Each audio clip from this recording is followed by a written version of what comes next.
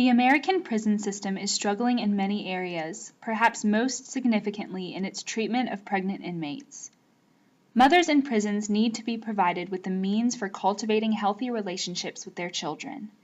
These would improve the nutritional and psychological well-being of the children. Currently, American prisons are doing little to meet this need. There are, however, some progressive prison systems that have very successfully implemented programs to meet the demand.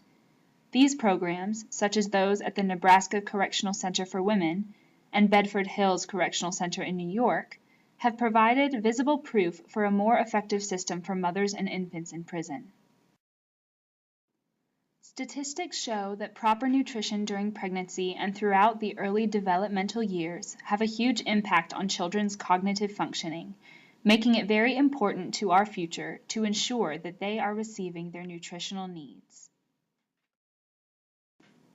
Dr. Catherine Markham, a published professor in the Criminal Justice Department at ASU, discussed with us the present conditions in women's prisons, as well as the aims of the current programs for pregnant women. A lot of women are going into jail specifically pregnant. And so it's not unusual for these women to be involved in the criminal justice system. Previously, these are repeat offenders, and so this is not an abnormal issue. As a pregnant woman, you have certain nutritional issues, and obviously your fetus has certain nutritional issues.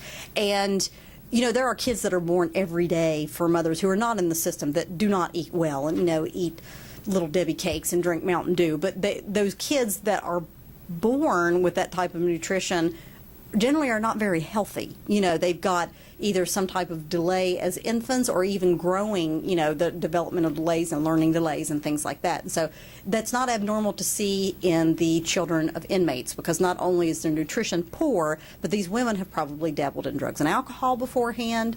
About 60% of inmates overall who go through the system have drug and alcohol abuse issues.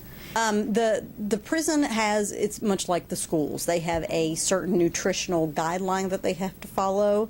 With that being said, prisons, let's see, how do I say this gently? Prisons know that full people are happy people, and so prison food is going to be very starchy, it's going to be very sugary, and fresh fruit is a rarity.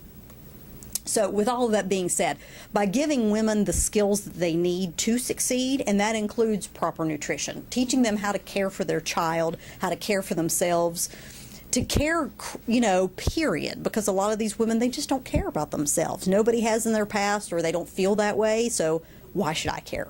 And kind of changing the way that they think is going to change their behavior.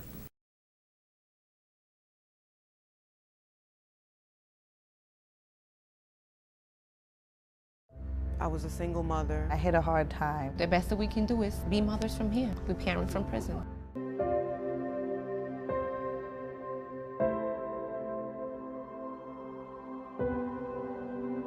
My name is Anael, and I'm 28 years old. I grew up between Queens and Brooklyn. When I turned 18, I moved upstate to Syracuse after I had my first child. I lived in Syracuse for 3 years, and then I got arrested and came to jail.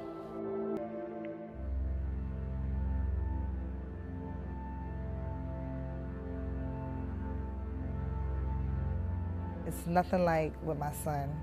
I'm saying this in a good way, kind of, because like with my son, I had to work, and I had to go to school, and I had to do all these things. So it's like, yeah, I was a mother to my child, but I didn't have the time to sit home with him. You have to work out there.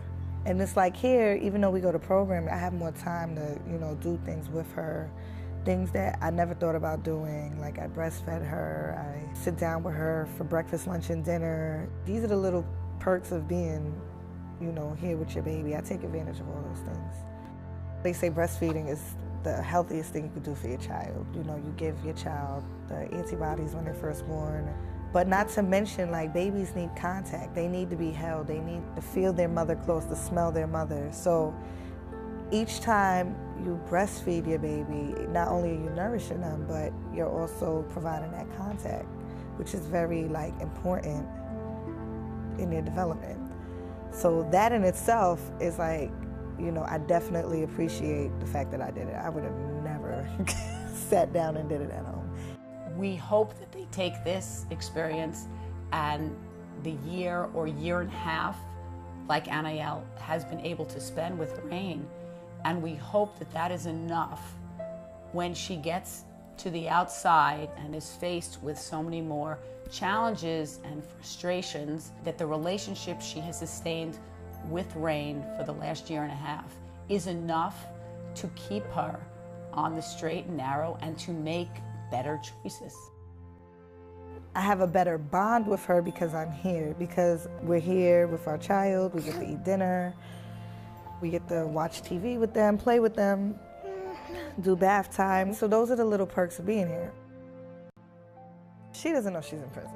I mean, the only thing I can say is that the women that surround her in here, she thinks those are her aunts or whatever she thinks, but it might be a huge adjustment when we get out. She'll never know.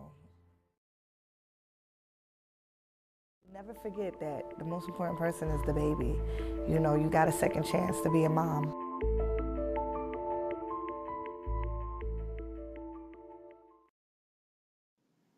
As Markham noted, bonding is crucial for healthy development and is a motivating factor for these programs.